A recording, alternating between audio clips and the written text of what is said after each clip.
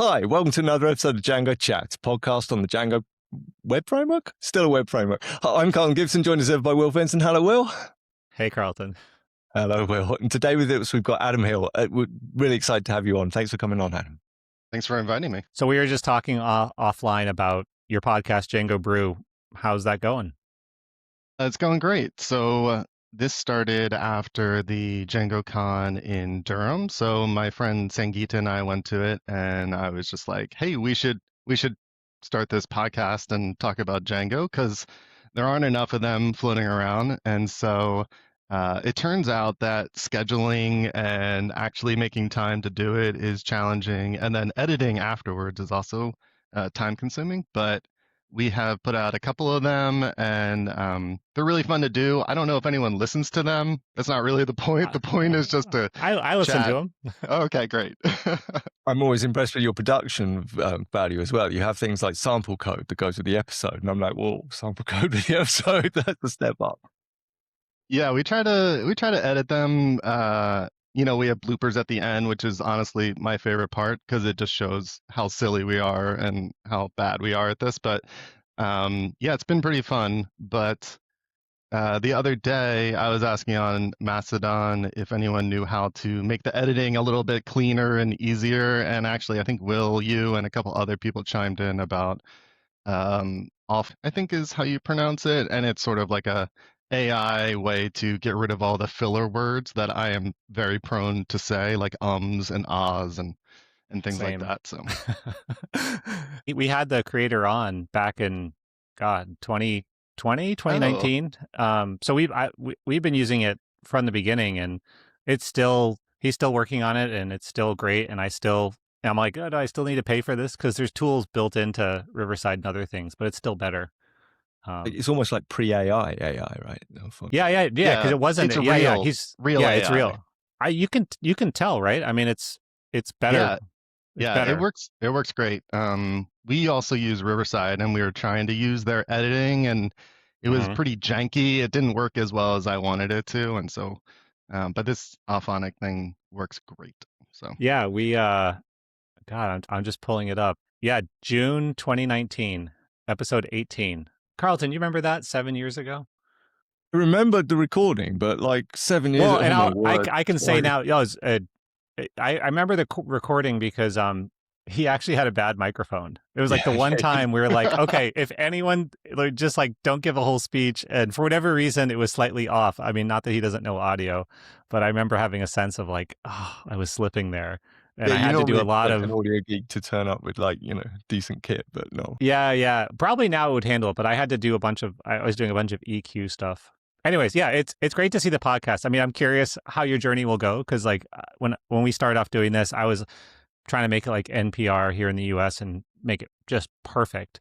And then you just slowly kind of let go of things. And actually Michael Kennedy of Talk Python, he was great at telling me just where that line is. And, you still need to have high enough quality. It's not distracting, but people just want to hear what you have to say in a non-distracting way. And they want to have another episode, not have you spend 20 hours on an episode and then burn out from that. yeah, that makes sense. Yeah, the consistency I think is the hard part because I have a lot of stuff going on, which I will probably cover some of those things, but making time to do it. And I think the podcasts that I listen to the most are on a weekly cadence, but I just can't do that, and that's really hard to do. So it's better not to burn out. And I would say too, like when we switched to Riverside this fall, I hoped that we'll just do everything there and it'll be more efficient. And I think I put out one episode like that, and then my wife was like, "It sounds different, the audio version," because it didn't sound as good because I didn't run it through Auphonic. I didn't do all the tightening I do in GarageBand. So I still do both now, which I think is worth it. So, sorry, Carlton, you were going to say something. No, I'm going to step in. Just the higher level is there's a lesson in that conversation for any project that you have going, be it a podcast, be it a blog, be it an open source project, whatever. You have to do it in a way that is sustainable. And, it can be the same if you've got an Instagram account. you see people putting so much effort into a 30-second video. It's like, no, can you really do that? Or can you do something that might not be as high production value, but is you and is sustainable? Because in the end, it's no fun if you're killing yourself to trying to produce something that's, against professional production teams when you're a one-person, 1 or 2 person band. Yeah, this makes me think about Django Unicorn, which I spent, well, I started in 2020. I just looked back and I was like, oh my gosh, it's so long ago. But Yeah. so basically, it is a interactive component library for Django, so you can make, things that kind of interact and you don't have to write JavaScript. And it started with just like a simple idea. And then, I consistently made changes to it and made it better. But at some point, probably a couple years ago, I kind of burned out on it because it wasn't like a sustainable thing that I was doing, and it got popular enough that people were using it in production, and then were upset when there were bugs, and I was like, well, I've got a life and a job and stuff. So I think that really rings true what you're talking about, Carlton, for the open source maintainers, just being able to have something that you can just be consistent with and not burn out on it is it's really tricky, I think. Well, you've mentioned it. So, I mean, you've got a million projects, and let's talk about some of them. But like Django Unicorn's probably your sort of biggest and one. Tell us about it, and where's it at the moment? Because I've seen recent activity. Like I said, I sort of took a little bit of a break there, and I put out a call for a maintainer, so trying to get some help. And I also started the process to get it moved into Django Commons, which is sort of like a community organization that kind of helps with Django libraries. Because I was getting frustrated, I would say, of just like all the bug reports and just feeling responsible for this thing that, I put out a lot of stuff, and mostly I'm just prototyping and trying things out. I just want to see how it goes. And this kind of took on a life of its own. But there's someone from Django Not Space, Johannen, and he reached out and said that he would help me maintain it. And so now there's a lot more activity. He has a roadmap for 1.0, which I'm really excited about, and he's squashing a lot of bugs. So I think one of the lessons in here for me around just being able to maintain these big projects is having other people help out and not feeling like it's just on me to do everything. So I don't know if you felt like that with Django template partials, Carlton, or Not anything. not so much with template partials because it was a very small package, and it had a fixed scope. But we said on the last episode with Faham was on that uh, you, there's no way that I could have. I know there was no way because I started the project several times. Have done the work to get it into Django without the Google Summer Pro project. So I did need him for that sense. But with other projects, I've worked on, channels. I've tried over the years to bring people on. I've had people come on and they've stayed for a while, then disappeared. And that's something that is like I'd really like it if we have got an active community around it, but it's not quite how I want. Django Filter, I've looked after that myself for many years because it's just the right size for me. It needs very little updates and whatnot. But REST Framework, I really felt that, it was kind of stuck, and now that's moving into Django Commons as well for similar reasons. I think the bottom line is you've got your project. Are you really going to be maintaining it by yourself in 20 years' time? No, you're not. So you're not going to be answering every issue. You're not going to be interested in merging the pull requests. So you need to at least have some idea of, well, can I be open to new contributors? And I think Django Not Space is just phenomenal for that because it's bringing youngsters into the community and like getting over those first few steps, which are really hard. It's really intimidating. If you turn up with zero experience and to a repo, well, you're going to struggle to get the mentorship you need there because the maintainer probably doesn't have the time to take you under their wing. Same for, I'll just shout out to the Django News newsletter that Jeff Triplett and I do. We have generally people from Django Not Space who come in and do the updates to Django where they list, it's usually double digit. And I'm so thankful that people do that. But I think it's also a great entryway. It's easier than some other tasks you can do. You can contribute to Django, you can get experience. And so, I mean, that section would not exist without Django Not Space and the people who manage it and do it. So it's another great thing. Well, one thing about that I really enjoy when I read that newsletter is it shows how much is happening in Django and what Yeah. new things are I'm happening always like, because there's nothing's happening. And then it's like 8 articles and we're like moving some to next week. Like it's crazy. Yeah. well, and all the PRs that get, merged Yeah. in and Right. everything. It's like I think that is one thing that we as the Django community have maybe not done as good a job as I would like is sort of showing all the activity and making sure that people know that Django is evolving and is continuing to push forward. So I really love that. So you mentioned the one of the topics I wanted to pick your ear on there is like, because I think Django's quite dynamic, but that's because I'm very close to the code base and I see all the changes that get loaded in every release. And I literally every major release, I'm like, wow, that's another absolutely amazing release. But there's also a lot of frustration or felt or perceived frustration or whatever about Django moving too slowly or I don't know what. What are your thoughts in there? Because, and what can we do? And I don't know. I know you've got half ideas at least. Yeah, I mean, I think part of well, have you ever been on Reddit, Carlton? No, Because if I you go never to go on Reddit, Reddit. that I yeah, never go don't on go Yeah. there. Reddit. Oh, come I on. mean, He's familiar with it. He won't cop to it. my children go on Reddit, and I'm just like, they're like, it's the only source of truth. I'm like, it's not a source of truth. I'm turning into your kids now. They take it down. It's just, yeah. Sorry, go ahead. That was a joke, but but yeah, I mean, I think it's hard because when you're inside the project, you do see everything that is happening. But I think historically haven't done a great job of marketing all those things. And so, I think if you look at the homepage, it's not always clear like when the new releases are. Now it's on the sidebar, or like what the actual features are of Django, or let's say Django tasks now got introduced in 6.0.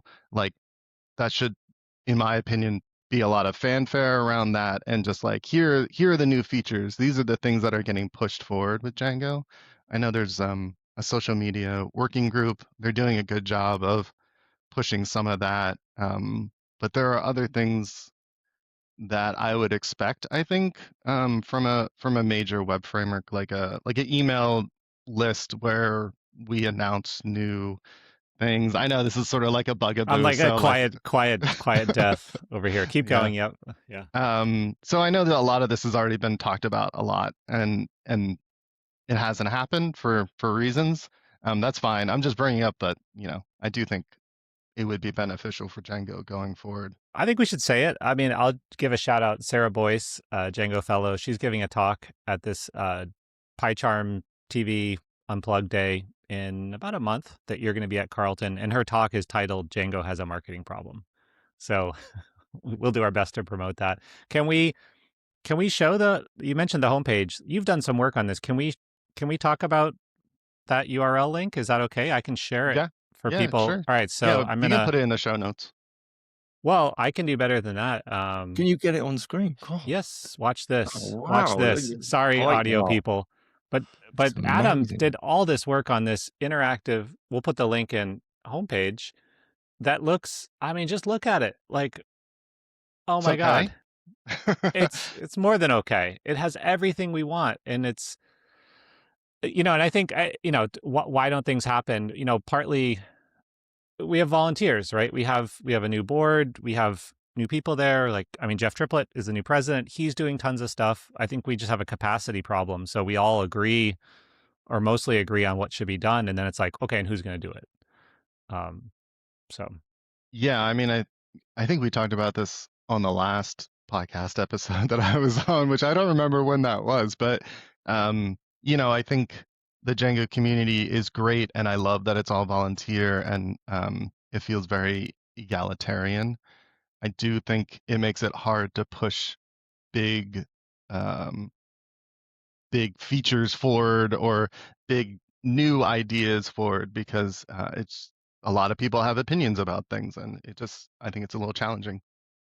I think there's also an ownership thing, I would say. I mean, so Right. Code. Yeah, add code in. There's always a question of how big or small to make core. If you update the website, okay, well then you're going to be there for a little bit, but then it's someone else's or the community's problem eventually. So I think people who are in positions of authority are very aware of the costs of changing anything. And I think that, and I speak for myself too, it can make you a little bit gun shy to.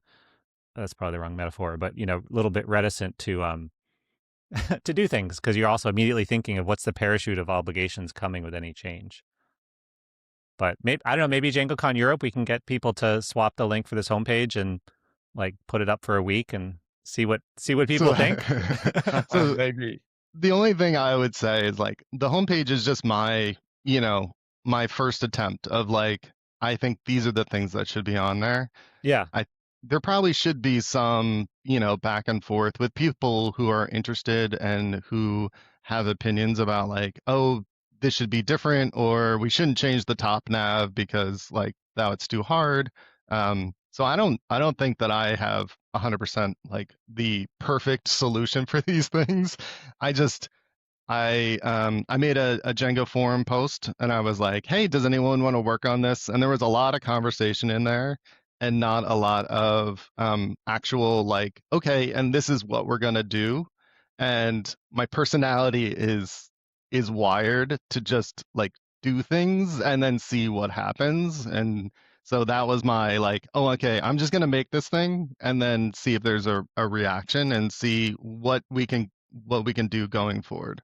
This is the same on the code side, right? It's like we've been talking about getting content negotiation into the request object for a decade. We've been talking about updating the homepage for a decade. It's just really hard to do because Django is a slow-moving beast. And on the code side, it's why I'm so militant about just throw it in a third-party package because you can create something, you can shoot it up, you can see if there's a reaction. Whereas if you're like, no, this has to go straight into core, the chances of it happening are, you know, minuscule because there's just so many barriers, there's so much inertia. Whereas if you put it in a third-party package, there is a chance that it can get adapted, as Django tasks or template partial shows. Yeah. Well, the other thing I wanted to shout out was the Django new features project board on GitHub. I think is a, Yeah. a great new addition to sort of surface these things because I think a lot of people have ideas about what should be added to Django and what shouldn't be. And this is sort of like putting it to the marketplace, so to speak, of just like, are there people who are interested in this? Are there people who want to sponsor it going forward? And so I really love that. Well, that's good because, I mean, from a steering council perspective, we didn't know it was an experiment. We were like, we had a problem. We got a problem that, people would go to track with new feature ideas and they'd all get closed as won't fix. And that was not good. That wasn't any good for the fellows and it wasn't any good for the people proposing it.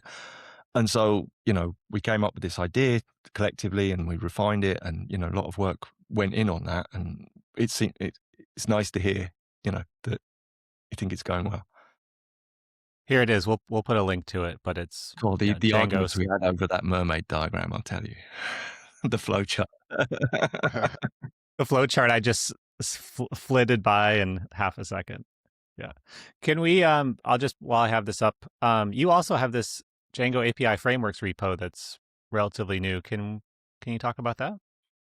Yeah, sure. So there was a keynote at the last DjangoCon in Chicago from Zags, I think, about adding. Well, it was around like all the use cases of Django. So you can have Django as a cron, management task runner. You can have it as a website. You can have it as an API.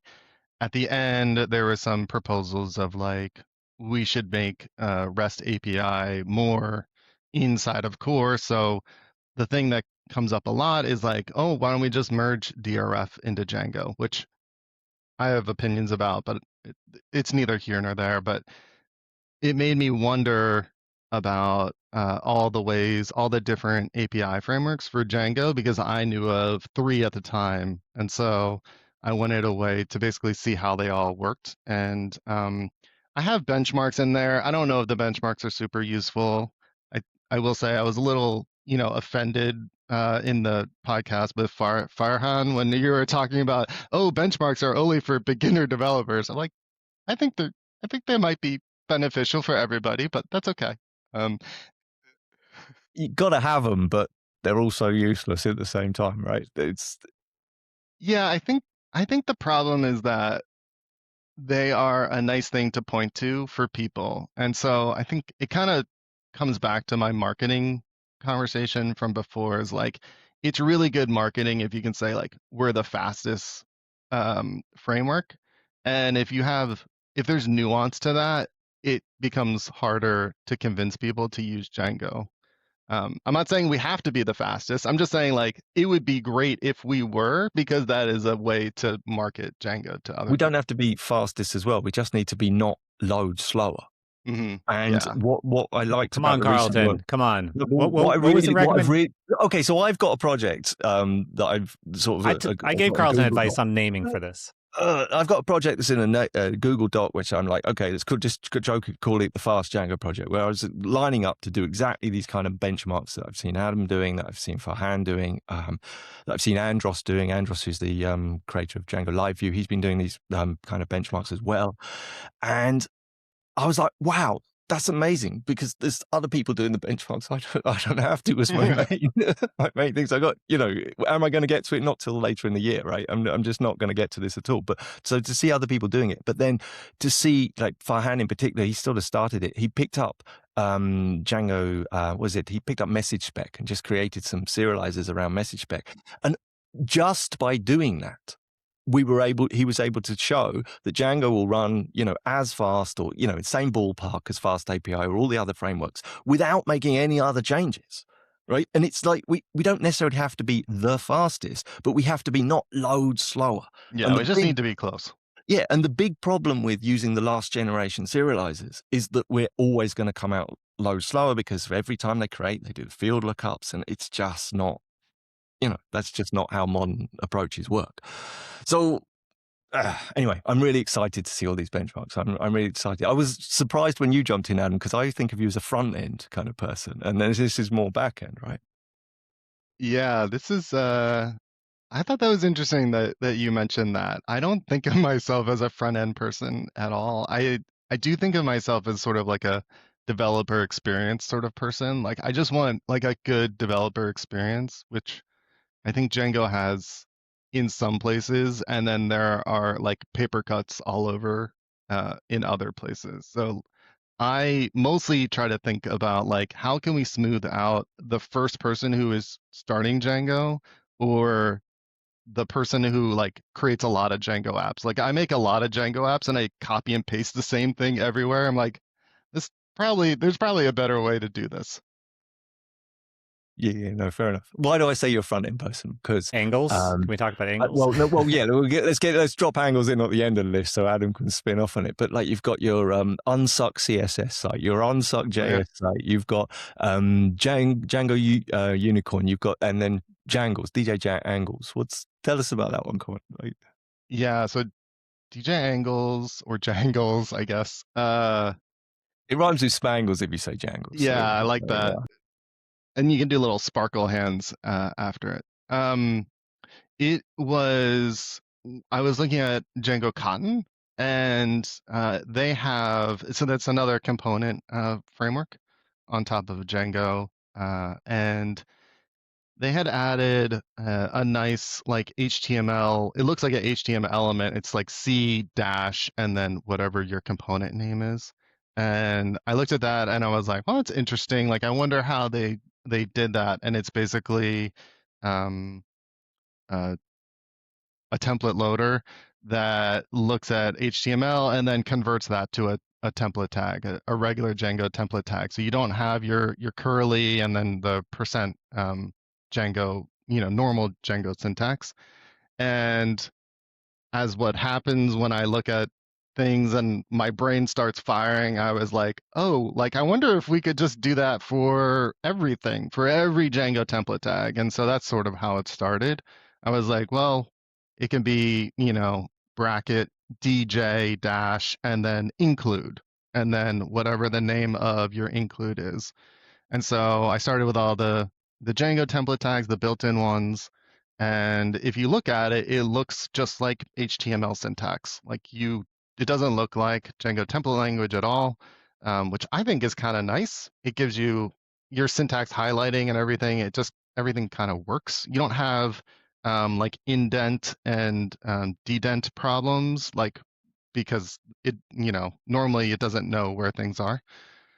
So I started with that, and then I have some integrations for most of the component libraries like Django components and Django Bird and Django template partials, and then the new Django template partials for 6.0.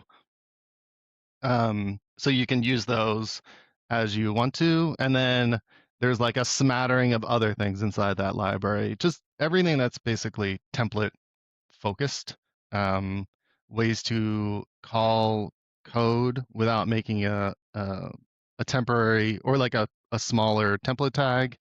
And I did something around date filters because in the Django template tag for date is uses like a weird syntax. It's not like the Yeah. Python syntax, and I Yeah. understand why, but it still is bothersome to me. So like, I made something for that. So yeah, it's sort of like it's a grab bag of a bunch of stuff, but it's all around templates. I'm with that date filter syntax. I never minded because I could never remember either of them, so I had to look them up either way. So it's like, well, okay, I'm looking it up. It doesn't matter which it is. I mean, same, but I still want it to be the Python one. So. Yeah, fair enough, fair enough. So okay, you give it you.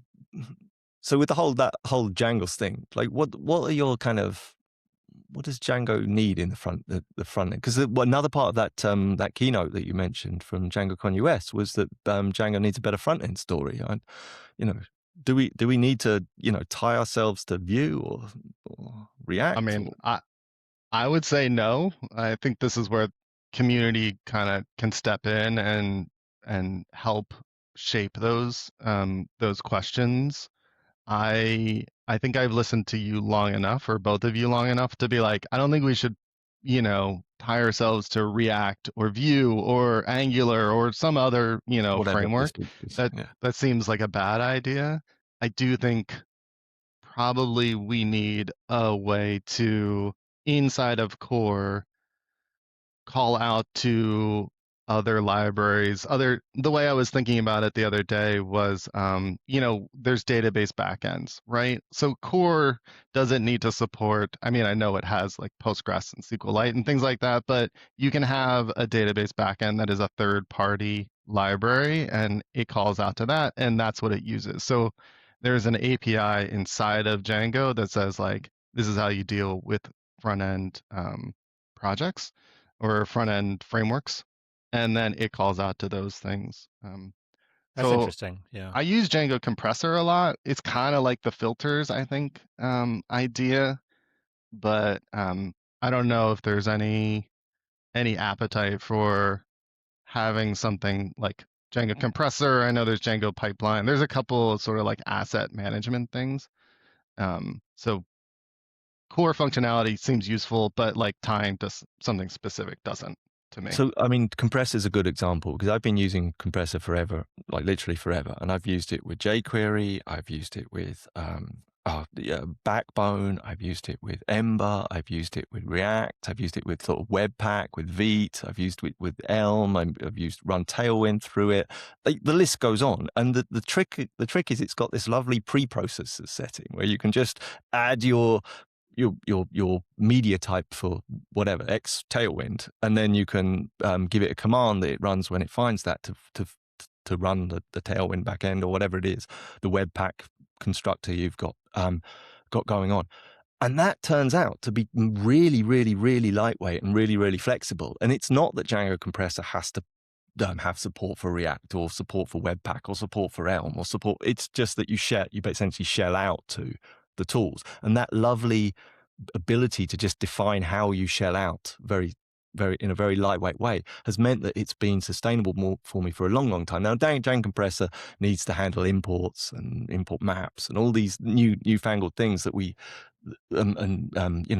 modules that are now very commonplace that Django Compressor still doesn't handle. But given that need for modernization, it's come an awful long way with a very light API. So surely we can do similar. Yeah. Yeah, I think the other thing around this same topic is white noise and having something in Django core, which it doesn't need to solve all the things that white noise solves, but there's probably there's an 80% that Django could probably do. It's cache headers and it seems like that would be really useful for most deployed Django apps. And I think the frame that I have around some of this stuff is like, what are the third party apps that I always include in every Django application that I make? And it is white noise, Django compressor, and there's probably like three or four other ones. Like, Yeah. how can I make that list smaller? Or I think it would be useful to make that list smaller. Um, I think it gets a little complicated because, like that keynote was talking about, Django can be used in lots of different ways. So the way that I'm sort of thinking about it is there are different use cases. You have Django as a web framework for web applications. You have Django for just running tasks. You have Django just for APIs. And like maybe we don't need to solve all of them, but maybe we need a good story for like different use cases that people are trying to use Django for instead of trying to solve, like boil the ocean. Yeah, that's kind of the notion I've used this term battery packs for. Is that I want the API's battery pack, or I want the CMS battery pack, or I want the whatever. I want the React battery pack. I think that there are standard sets of functionality that go together. Yeah, the Django templates, there's Django templates when you do start app and start project, which are confusingly named to me because it's too many templates. But those seem like that would be the solution for those, but it doesn't seem like they have as much use in the community as I would expect, or maybe they're not as easy to find or something, but So I don't know. the What have you seen the around that? steering council have provisionally approved a DEP for implementation about improving the start project command. Tom Carrick put this forward, and it's the idea is to improve the story about how you create your own template, the story about how you use templates, have two or three example templates that are more powered up, and have a better start project template which is a bit more user friendly for beginners. The whole start project, start app, add app to start installed apps, that bit of getting very first going, we could rub that away, right? We could make that one command and there's your project that's ready. So there is a provisionally approved DEP for that. It just needs implementing, but like we're agreed that is a goal. That's good. I mean, this is the whole batteries versus magic thing, right? I mean, I think we're all talking around a newcomer wants magic. They just want something to work. And Django gives you batteries, which are super powerful, but you have to kind of know how to use them. So, I mean, there's been ideas. I mean, Jeff Triplett has mentioned, maybe there's, I kind of like, to go on, Adam, what you were saying about how we have backend support. Maybe there's like some middle ground between a third party package and official backend support, right? Where you could add flags, right? So you could do start project dash dash production, or maybe even start project dash dash production dash Adam. And it's like how you like to do it or something, right? Because even as trivial as it seems, a third party is like just enough friction sometimes to get in the way of stuff. But I don't know, it's hard to know. Like, I mean, starter projects, I have this thing called Lithium now that used to be Django X that I constantly think about where is the line because I want it to be easy to use. So right now it's basically Django all auth. I mean, it's got Bootstrap. It's very basic, but still very helpful. And then there's like what I would use, which is like way more complex, but there's definitely at least one grade in the middle, which is, has white noise, has a whole bunch of stuff where I'm like, I think 80% of people could use this, right? And yeah, I don't know. I guess it's being comfortable with an 80% case and just putting it out there. But then people have to find it, and then you have to market it. And I don't know. then we all lose momentum, right? Because the thrill of making and discovery is just like weeded away by like, do I need to market a free thing? Really? Yeah, that gets challenging as well. Um, so I saw the DEP for the starter projects, and I made a library called Django New, so Django dash new, because I had seen that there was a project called Fast API new, and I was like, well, we could do something like that. So that is my sort of opinionated way of starting Django projects, but it's less opinionated than some of the starter projects that are out there. But it's still got opinions because it kind of has to. But that takes that idea of different use cases to an extreme, which is just like there are flags for web, for API, for Yeah. tasks, and for one other one I forget, like data or something. Yeah, And data worker. Yeah, API yeah, data, website worker, yeah. worker. Yeah. So like based on whatever those things are, it just spits out, a Django project. The next step to me is being able to install third-party apps really easily. So like when someone needs to add in white noise, you have to go to the white noise manual page or docs and say, okay, I have to add it to installed apps, and then I need to maybe there's a middleware, and then I need to do for some apps it's like, oh, I got to go to URLs, and which URLs do I go to because there might be more than one. Like it's just I think it gets back to that like smoothing out the install process for new people, or smoothing out just the like I'm ramping up a new Django app. I think there's lots of ways that we can make that better, and it's something that I think about a lot. So I a mean, lot it's a of my things kind checklist, of right? yeah, yeah, I mean, like, pilots have this. I mean, the talk idea I've proposed, so we'll see if I get to give it at uh, Django and Python conferences this year, is around deployment. And I think it's exactly this idea of like, okay, like I have a sense of like 80%, boom, boom, boom, boom, here they all are, and let me talk through them. So you have an idea for them, but then you need the checklist. And, and there are checks in Django.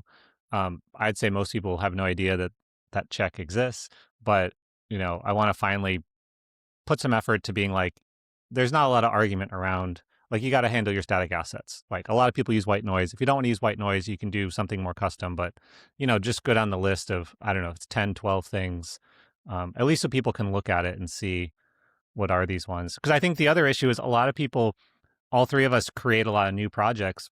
I'd say most Django developers don't. They work on the same one for years, and so they don't feel this pain in the same way as, someone who spins things up for fun or as a consultancy does.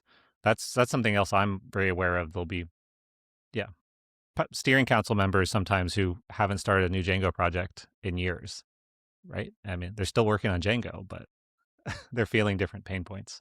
And they're also not dealing with deployment, right? I think that's like the quick take on my talk, besides here's the checklist of deployment, is also, why isn't this more of an issue? It's because in a production setting, someone's done it and you're just using it. Or even you did it a couple years ago and you've forgotten about it. It's not something every time you load up your project you have to deal with. And so it's easily forgotten or not thought of, which means that when you're a newcomer, you're doubly frustrated by, why isn't it documented? Why isn't it easier?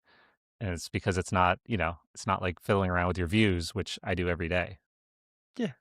I mean, I burned into my soul is that thing where I've got my first Django project working locally, and then was like, right, how do I get this online? And I was like, oh no, there's the same time again in learning how to put a Django Well, project. or on.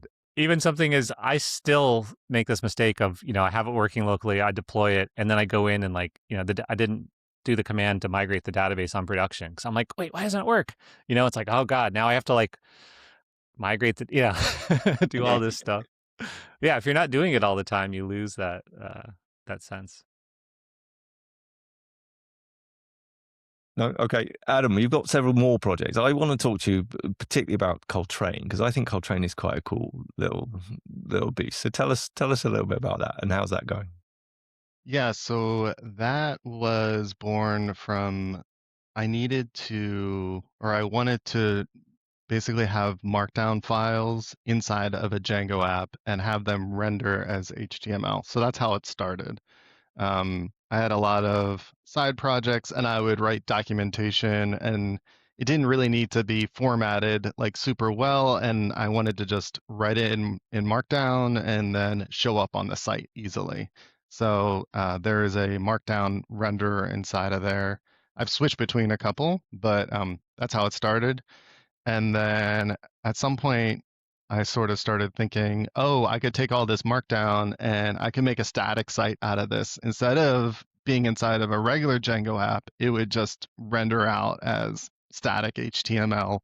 And so there's also a static site builder in there. I know there's a couple different solutions in Django that people have built for static sites, but this is my take on it. Um, and so it kind of solves both of those purposes. I don't use the static site generator as much for my own personal stuff because I almost always am deploying a Django app. So I just want to render out that markdown. And then after that, I started playing with different ways to have different template tags and different ways to like structure the markdown. So basically, in one repo, I can deploy it to two different sites and then have them rendered differently. Um, because I needed like one deployable, but like rendering in different ways. So I kind of like built out this little site framework. But yeah, that's the gist of it.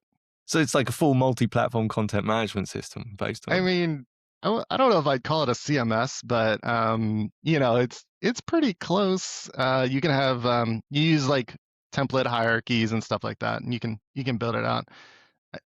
I'm gonna have to It's try not this again because I'm still stuck on Jekyll for my personal site because I just can't be bothered. And some reason Pelican just feels like too much of a lift.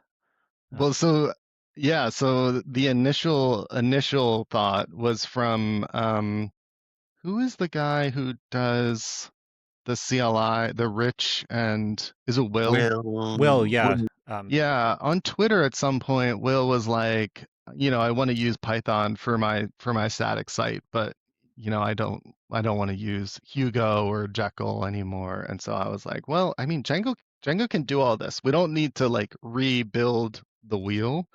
And so that's where it started. I think the cost thing is really important with. Sorry, Carlton. I'll just quickly say, like, I want people to use Python and Django, but not everyone wants to host a database for a blog, and you don't have to, right? Because you can put it on GitHub Pages, you can put it on Netlify, and so yeah, I'm gonna give this another try because I still think there's that space. Like when I can see when when people are like, oh, I want to have my own site. I'm like, oh, it's easy, you can do it in Django. But I'm like, but then you got to host it, and I just see the like enthusiasm fade away. Even if it's like, oh, it's just some hosted thing, lose them. But if it's just drag and drop or GitHub hosting, yeah, that's a big barrier. So yeah, I Carlton. know Emma Delascol is keen on having a static site generator, either in Django or close to Django. And there's a Django distill package, which is very Hmm. mature, and I think the author there is keen to, modernize it and make and get it in. I mean, I'll just throw you a softball, Adam. You think that having Django better static site story is something we could do for our users? Yeah, I mean, I think that is a use case that a lot of people will need is generating a bunch of static pages. It is a little bit different than how I normally think about Django, which is like dynamic, database oriented, web applications.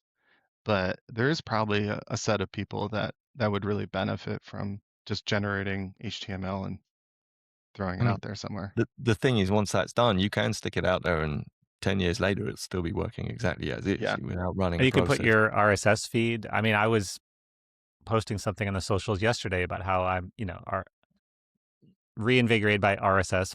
Carlton gave me a nice reader, and it's like increasingly disgusted by mainstream everything, and then wanting to focus. So yeah, it's right because Django, obviously, I think again, most people don't know Django has its own built-in way to generate feeds, and I'm sure there's a way to do that in a static site thing as well.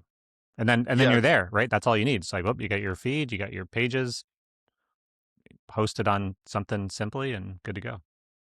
Yeah, I don't know how if Distill does that. I assume it does. I I'm know not in sure. Coltrane, I automatically generate RSS feeds because it is so easy to do in Django. You basically it's all built in. So Yeah, that worked out really well. Having flashbacks to, because when I started with a web server and a folder, and you uploaded HTML, and you didn't get a backend thing until you wanted to use a form. And it was only when you used a form that you need some way to handle the form input, so you had a CGI script for that. But this is why I don't use white noise, because why on earth would I have my Python process serve my static files? Because that's what the web server's job is. But anyway, that's a side. But like, we've come so far, it seems, that like now we start with the dynamic process to do the easy thing of serving template views, which never change. And you don't want to run a whole process to keep serving the same thing time and time again ad infinitum. Anyway. I wanted to quickly ask you, Adam, so current hotness is out there. So UV, rough types. Do you have any hot takes you want to share on either of those areas?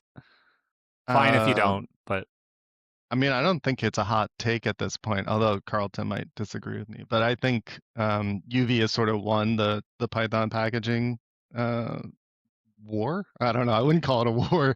yeah. It seems to have taken a lot of the mind share, and you know, I've moved basically. I was a big fan of poetry for a long time, and I've moved everything from poetry to UV.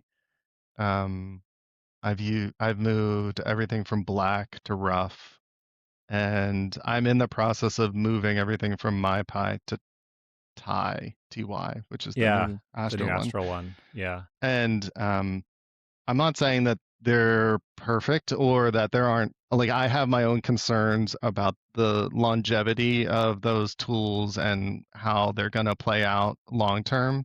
But for right now, it seems to be fine. They're open source. It seems like they're being good stewards of those open source tooling. And so if I need to move back to pip at some point, like, that's fine. It's all code. I can change in the future if I need to, but for right now, I got some benefits from moving to those tools, and I think that has been great. The lock-in is low, which I think is important to remember because I think we all have various concerns, but you can just switch back. Yeah, I wrote an article at some point before UV was released, and it looked at pipenv, hatch, PDM, poetry, I think. So I did and Rye was like a package manager that was floating around for like 6 months. That's And all fed actually into UV, right? they moved a lot of that into UV, but basically I was just trying to figure out, like, you know, what where's the future of Python packaging going, and I wanted to try all these things out. And after UV came out and I tried that one, I basically dropped everything else and I moved to that. And you know, I do want to say that, like, I really appreciate, there was a article that came out somewhat recently about making pip faster, and I know that there's a lot of people who are doing a lot of great work improving pip and, you know, all the underlying technologies there. And so this isn't to say like that those tools are bad or they're not good or that no one's working on them. It's just that you know, I just got some benefits, and so I moved over. Fair enough. Can we come to the projects and books phase of the show, or is that okay? Yeah, sure. Well, Adam, as our guest, is there all we've done is talk about your projects. Is there another project out there you want to draw attention to, or that you've been looking at recently? I brought this up earlier, but I was really impressed with the Django task project and how much effort there was put into that to make it ready to get moved into Django core. And I think it's really solving a problem that a lot of people have. So I'm really, really happy that that got pulled in. And I just wanted to shout out that project and all the work there. I think the other one that I wanted to mention was Farhan was on the podcast, so maybe he doesn't need the shout out. But basically, all of his GitHub projects, I just follow him, and I'm like, oh, that's really cool. I'm glad someone is doing this, and I really am looking forward to seeing what happens next, and just following along and to see, you know, what happens. There's just a good one from that I don't think we talked about when he was on, but he's been doing all this work on Django Bolt, which is this Rust-based super fast Django wrapper type thing. But out of that came some work on the multi-part parser and using different Python packages for parsing multi-part pathers. So there's now a PR to try and make that pluggable on the request object, so that if you want to, and if you don't need strict backwards compatibility with Django's multi-part parser, you can swap in one of the packages from the Django ecosystem, from the Python ecosystem. So you can just pip install, whatever the alternative is, and give it a little wrapper, use it in your Django request. And you can get I can't remember the figures, but it was something like 30% higher throughput on passing large, multi-part requests. So, go Farhan. He's really Yeah, the cool thing is he's working on these things that are sort of ancillary to core, but I think he's going to come across all these problems which you can solve in core. So and it'll be fun to see if we can move some of those things into core. Yeah. No, it's super good. That's a good shout out. Will.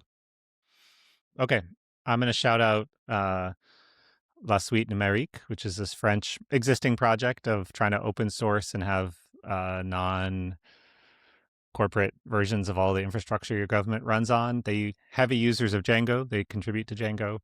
I think lots of countries and places should consider having their own versions of things, and it's not the hardest thing in the world to do.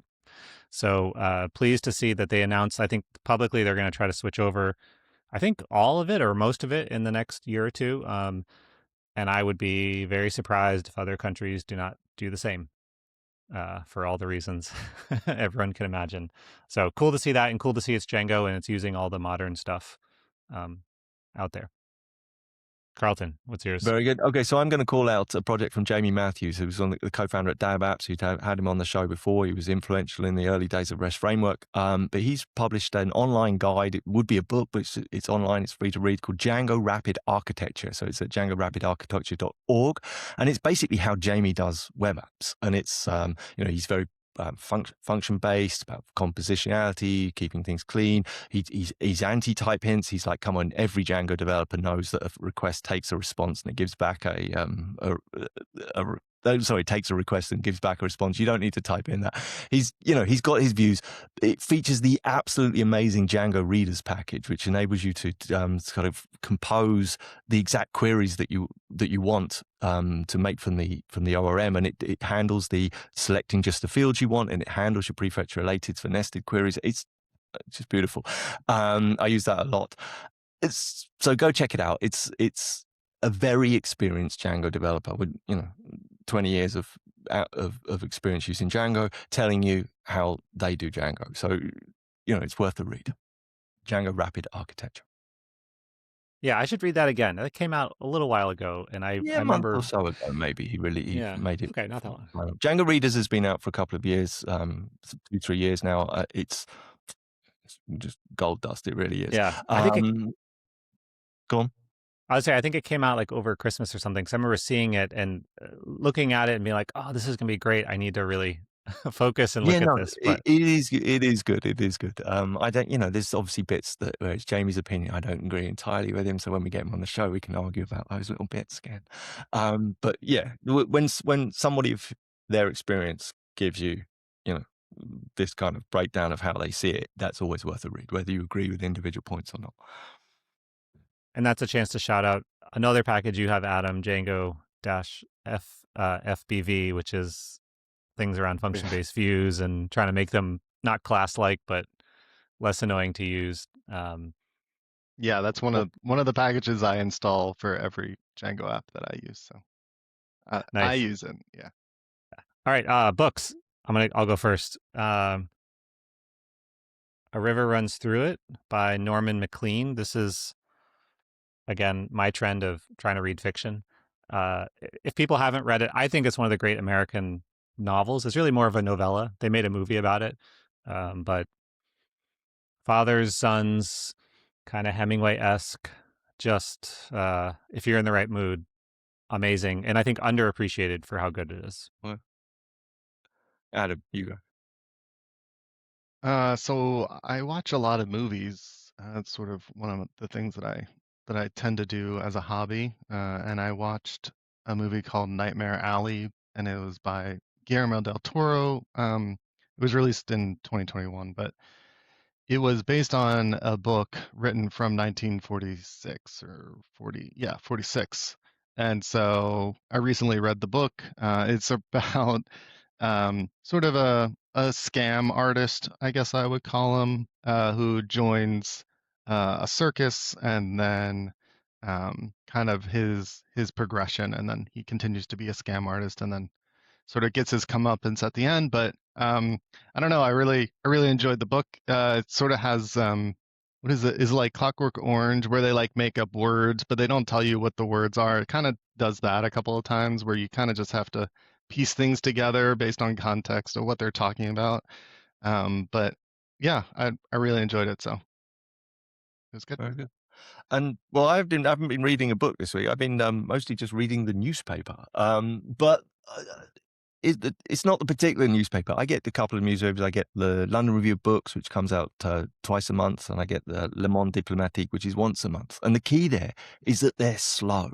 Like there's no like quick refresh. There's no today. It's a month old, so the articles are quite Le Monde Diplomatique in French. So it takes me ages to read as well because I have to actually think about it. But the articles are in depth. They keep you up to date, but you're not on the hook for the dopamine hits and the whatnot. And we were talking at the beginning of the episode about being sustainable in your projects, whether it be running a podcast or an open source project or whatever it is you do. Well, be sustainable in your news consumption too, because it extracts a cost upon you. And if you are hooked onto the machine constantly, not only are they driving the narrative, with what they choose to highlight and what they don't, but you're paying that with your energy and your life force. So it's not necessarily, get Le Monde Diplomatique or the London Review of Books, though do. It's get something that's more considered and step back and, take the time to read it, but in a more controlled and sustainable way. That's all. Yeah. I would say that's one of the benefits in my life, Carlton. When you came to visit me in the U.S. a number of years ago, you were reading the London Review of Books on the plane and chortling away about stuff, which I won't repeat why. And I was like, what is this paper? I'd never heard of it. And now I've been reading it for 3-4 years as well. And I can strongly recommend it. It's my slow quest to convert people to the London Review of Books, one reader at a time. Yeah, we got a couple people, George Girton, who's old family friend online. And yeah, there's a couple people. So get them slowly. Anyway, yeah, that was my recommendation: is read the newspaper, but not the dailies. As we go out, anything, Adam, you wanted to mention or that we failed to ask you about? Oh, I think we covered a lot of stuff. Hopefully it was interesting. Was there one more magic wand thing that you might have had? Because I know we talked about we stopped asking that yeah, question. no, but Adam, you might have a magic wand. Then if you could fix one thing in Jack. I mean, we've talked about so many things that I would like to fix. But okay, if there's nothing left, then that's fine. But if there's one where you think, oh yes, that. I mean, I would probably just, the one thing that I would say, which is it's not really code related. It's more meta maybe, is to make Django sustainable and to figure out how to not have a business model, because that makes it sound more like capitalistic, but more like, how do we make sure we have sponsors for Django, that we're getting as many of those as possible, and making the Django Fellows a long-term solution. Because I think a lot of the benefits that I've seen in the past couple of years are because we pay the Django Fellows and they are dedicated to Django and pushing it forward. And I don't know if we would have had all the improvements over the the recent improvements without dedicated people to the project. I mean, it's now 10 years old, right? The fellowship program. So it's longer than I thought it was. But yeah, agree. Oh, last thing I'll call out, in the Django News newsletter, I've been mostly trying to link to the Django's fellows give a weekly report of what they've been up to. You can find it in the forum, but I've been trying to add that as a section so you can see, and they add a little brief paragraph, and you can see all the tickets and things that they worked on, and they do a lot. Yeah, that's awesome. Adam, thank you for taking the time to come on, share all your work. We'll link to everything. People could also just go to your GitHub repo page and and see it, but we'll link to all the things we mentioned. And djangochat.com. And we'll see everyone next time. Bye-bye. See you next time.